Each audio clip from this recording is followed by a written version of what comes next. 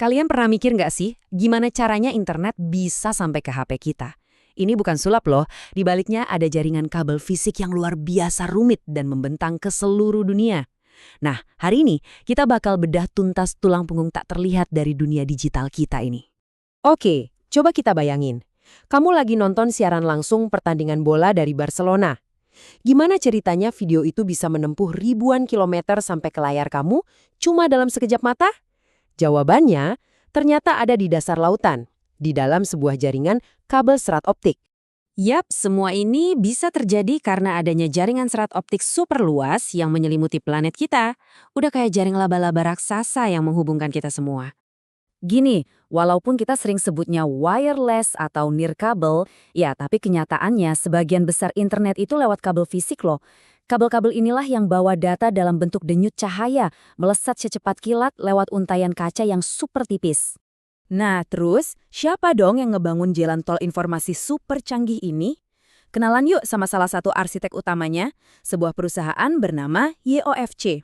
UFC ini beneran raksasa di industrinya. Coba bayangin aja, mereka punya hampir 10.000 karyawan, lebih dari 1.900 paten, dan beroperasi di lebih dari 100 negara. Ini ngebuat mereka jadi pemain kunci banget dalam konektivitas global. Makanya mereka percaya diri banget menyebut diri mereka sebagai pemimpin global dalam industri preform, serat, dan kabel optik. Dan seperti yang bakal kita lihat, itu bukan sekedar slogan pemasaran doang. Terus, preform itu apaan sih? Gampangnya gini, anggap aja ini bibitnya internet.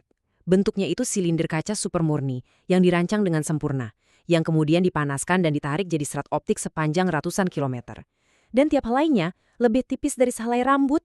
Nah, yang bikin keren lagi, YOFC ini ngontrol semuanya dari hulu ke hilir. Mulai dari bikin bibit preformnya, narik seratnya jadi sempurna, sampai membungkusnya dengan kabel pelindung super kuat yang bisa tahan di kondisi paling ekstrim sekalipun di bumi. Oke, kabel-kabel ini udah jadi. Terus, lari kemana aja sih kabel-kabel ini? Yuk kita lihat gimana jaringan UFC ini jadi nyawa buat planet kita setiap hari. Tapi ini bukan cuma soal internet di rumah kita loh. Teknologi UFC itu merambah ke 8 sektor yang beda-beda. Mulai dari telekomunikasi dan pusat data yang kita pakai sehari-hari, sampai hal-hal krusial kayak transportasi, jaringan listrik, bahkan kabel bawah laut yang nyambungin antar benua.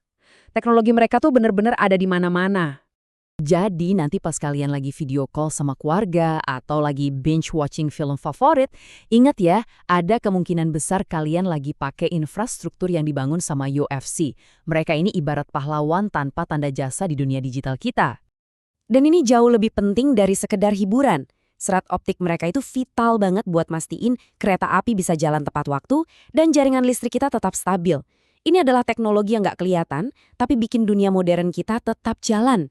Tapi, YOFC ini nggak cuma mikirin hari ini aja. Mereka udah sibuk banget ngebangun jaringan untuk masa depan. Di acara Mobile World Congress belum lama ini, mereka ngenalin konsep AI dikali serat optik. Ini artinya, mereka mau bikin jaringan yang nggak cuma kencang, tapi juga pinter. Bisa beradaptasi sama kebutuhan kita secara real time buat mendukung hal-hal kayak mobil otonom dan kota pintar di masa depan. Keren banget kan? Sambil terus berinovasi, ternyata UFC juga serius banget loh soal keberlanjutan. Mereka bahkan dapat medali emas dari EcoVadis, lembaga pemeringkat keberlanjutan global yang paling top, sebagai bukti dedikasi mereka buat menjaga planet dan masyarakatnya. Intinya gini deh, seiring dunia kita yang makin bergantung sama data, peran perusahaan kayak UFC ini jadi makin penting. Merekalah yang membangun fondasi untuk masa depan digital kita. Dunia kita sekarang udah terkoneksi dengan cara yang dulu mungkin cuma ada di film fiksi ilmiah. Pertanyaannya sekarang adalah, apa selanjutnya? Kalau konektivitas sudah nggak ada batasnya lagi, apa yang bakal kita ciptakan? Masa depan ada di tangan kita.